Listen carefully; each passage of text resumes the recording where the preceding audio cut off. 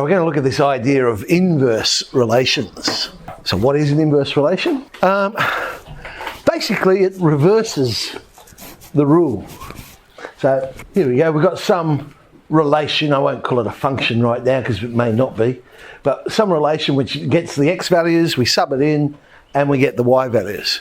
Well, the inverse relation would be the one that turns them all back again. So that one there is y equals x squared. If I want to turn them all back to their original ones, so when I plug in 1, I get both minus 1 and 1. When I plug in 4, I get both minus 2 and 2.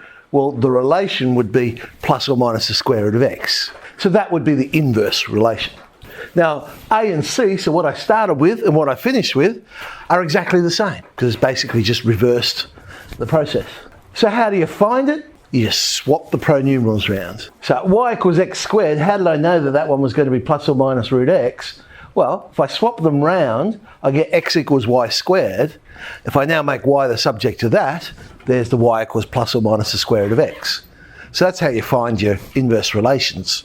Straightforward, really. What will happen? Well, the domain of the relation then will become the range of the inverse relation. So remember, the domain was what we were substituting in, but if now that's what we're going to end up with, it must be the range of the inverse one. And the other way around as well. So the range of the relation will become the domain of the inverse relation. And if you were to draw both of them, then there would be an axis of symmetry. It just wouldn't be vertical or horizontal. It actually would be at an angle.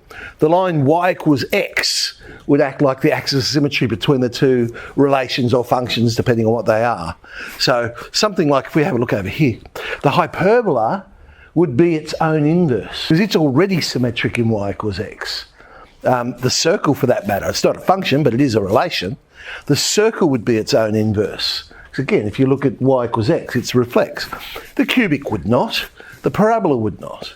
They'll have different inverses. So if I wanted to draw the inverse relation of this random, well, I guess it's a cubic, isn't it? So if I wanted to draw up the inverse relation of this curve, I'd draw in y equals x, because that's what I'm going to reflect in.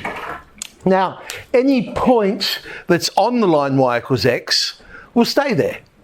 Because obviously if I'm reflecting, if it's on the mirror, it'll stay on the mirror.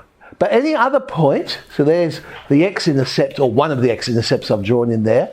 If I draw a line perpendicular to the axis of symmetry, then that would be reflected. So the red dot that I've put there will become the y-intercept of the new one.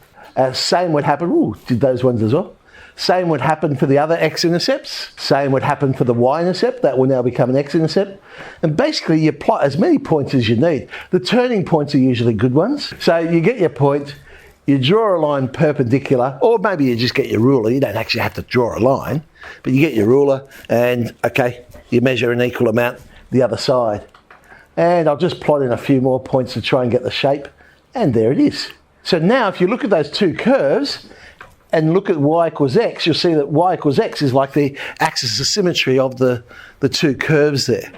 So one's the original relation, or function in this case, and the other one is the inverse relation.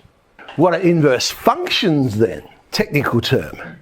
If there exists a one-to-one relationship, now remember we looked at one to many, many to one, many to many, and one to one.